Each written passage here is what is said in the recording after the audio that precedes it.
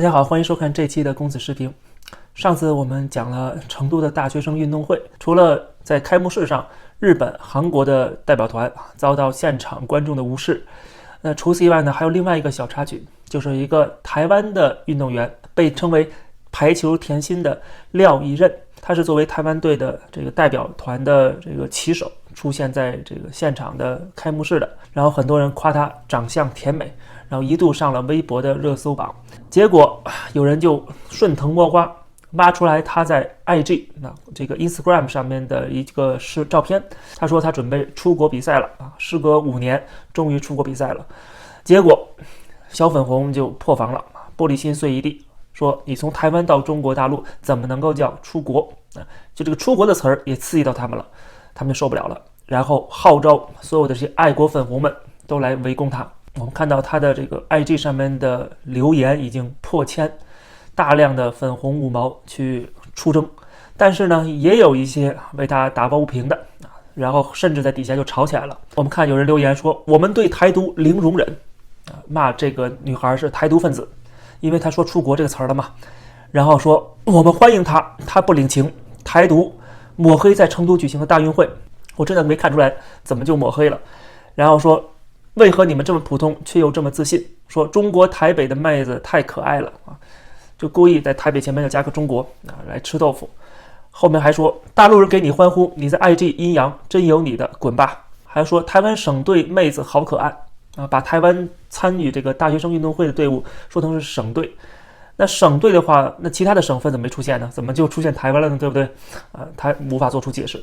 然后我们再看后面说我四川随便拎一个女娃都比你好看，谢谢这个在攻击她的长相，可见他们也实在没得可骂了，也骂不出什么水平就只能够挑别人的相貌了。还有一个人要给这位女孩上一节历史课，说中国最早出自西周，说清朝也认可中国这个名称，说跟沙俄签署的条约叫中俄尼布楚条约。我现在很好奇台湾那边是不是没有义务教育，这点常识都没有。他觉得他所知道的东西是常识，但实际上都是被灌输的洗脑教育的产物。这一段话没几个字儿从头到尾都是错。中国这个词确实在古代就出现过，但是它并不指现在的中国，中华人民共和国，更不是中华民国。那个中国只不过是一个地名的称呼就是中央的一个国家，这跟现在的中国完全是两回事儿。它只是两个词儿曾经放在一起过，但含义完全不同。另外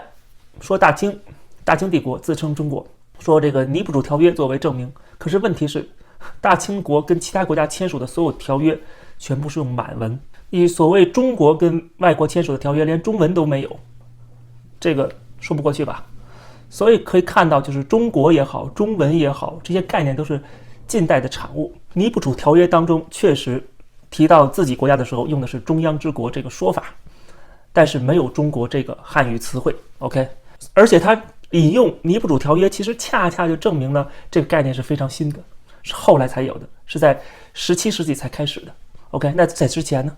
如果说台湾是自古以来中国的一部分，那是在1689年签署这个尼布楚条约之前还是之后，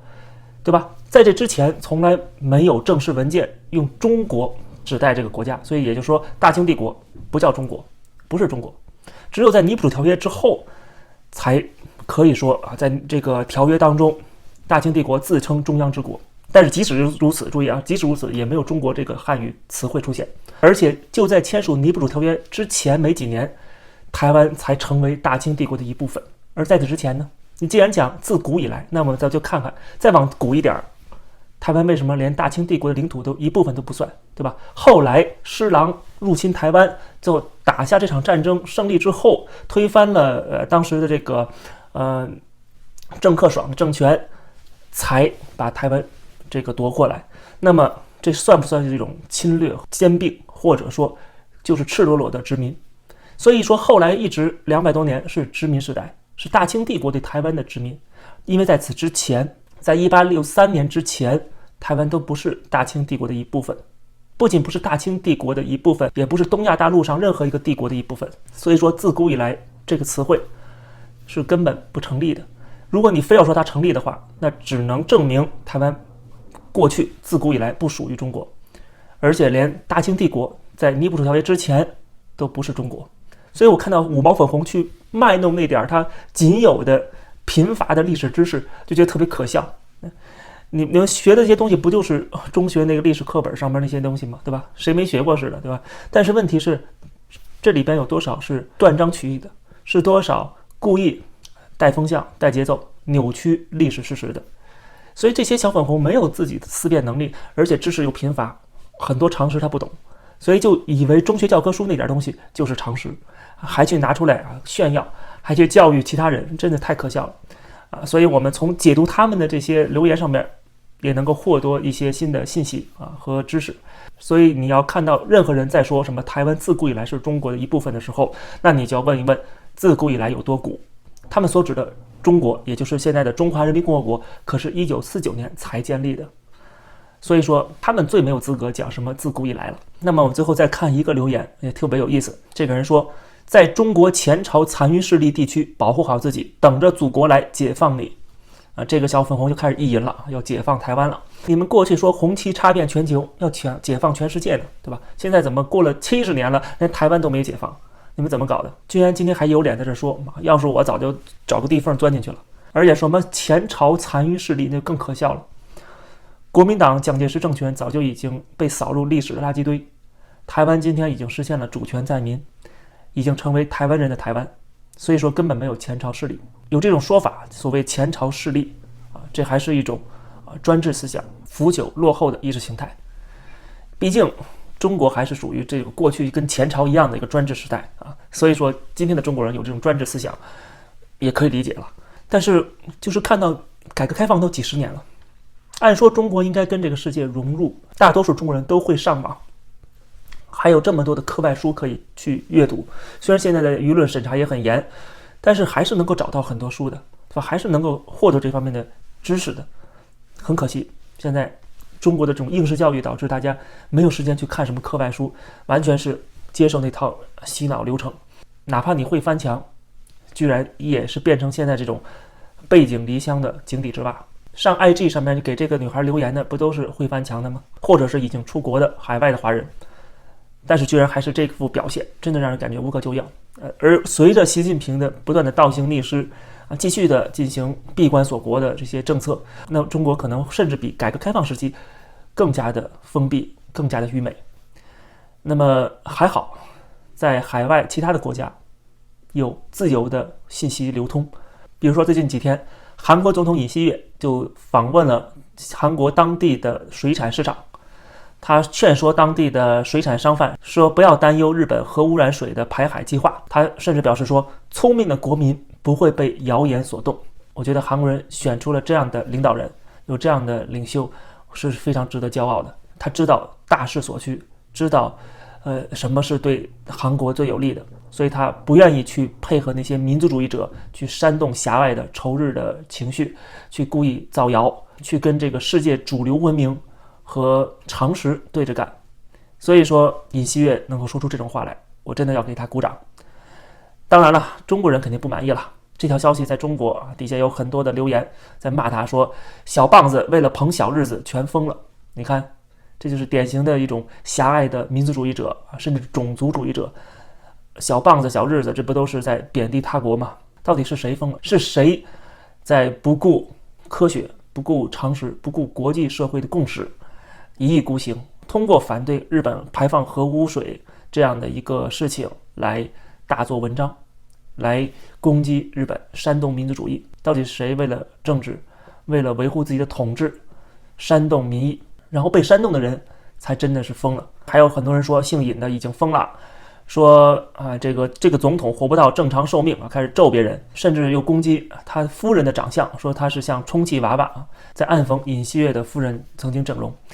看这五毛的水平就这么低，整天动不动就攻击别人相貌，文化水平、素质水平真的都很差这种人的人品估计也好不了哪儿去。所以我之前就讲过嘛，在我看来，就是虽然五毛粉红不是没有好人，然后这个反贼里边不是没有人品差的，但是相对来说，反贼里边的这些人士、反共人士的他们的人品，平均而言要比这个五毛粉红要强太多了。虽然这里面也有害群之马，反共的话就毕竟需要勇气，而勇气是道德水平的重要的衡量标准。那么另外还有一个消息呢，我也看到，让我感觉不仅是中国大陆会越来越封闭，连香港都会被踢出这个西方社会。《华尔街日报》在上个月曾经报道说，美国的科技巨头正在缓慢地切断香港互联网用户的访问权限，包括谷歌、OpenAI 和微软都开始限制香港人使用 AI 的聊天机器人。以 OpenAI 为例，他们的这个 ChatGPT 限制了来自中国、香港、朝鲜、叙利亚和伊朗的用户访问。你可以看到，把香港跟中国大陆、伊朗、叙利亚、朝鲜这些国家放在一起了。这没办法，这就是一国一制啊，香港大陆化的结果，就是你跟中国越来越近，你成为中国的一部分，那不好意思，那你会跟中国一起被踢出这个资本主义全球化，会被西方脱钩。而香港的能够有今天的繁荣，完全建立在它是西方的一部分的基础之上的。那现在这个基础没有了，可想而知香港未来会发生什么。香港人曾经提出蓝潮啊，这是跟同归于尽的这个意思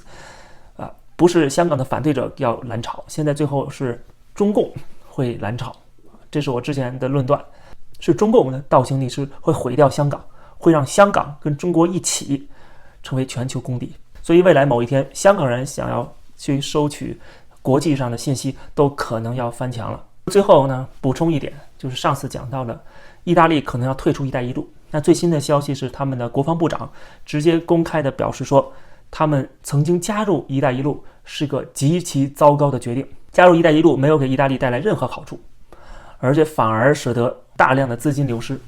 这个促进了中国对意大利的出口，没有促进意大利对中国的出口。所以他们想办法要退出这个一带一路。可以看到，这几乎是板上钉钉了啊，一定会这么做的啊！国防部长已经明确表态，所以不光是之前的这个路透社这些媒体的报道了啊，这官方已经释放出非常强烈的信号了。意大利是整个欧洲第一个加入一带一路的，是最积极的一个国家了。如果他们都觉得在中国这儿捞不到油水，那更何况其他的国家呢？所以欧洲不用担心，也一定会跟中国脱钩，只是比美国可能会慢一点，大势所趋，谁都阻挡不了。不管这些五毛粉红多么猖狂，多么到处出征，他们也挽救不了他们的最终败局。